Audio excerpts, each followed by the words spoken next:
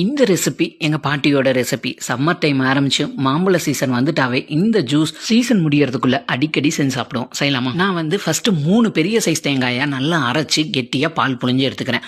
பால் எந்த அளவுக்கு திக்கா இருக்கோ அந்த அளவுக்கு டேஸ்ட் சூப்பரா இருக்கும்.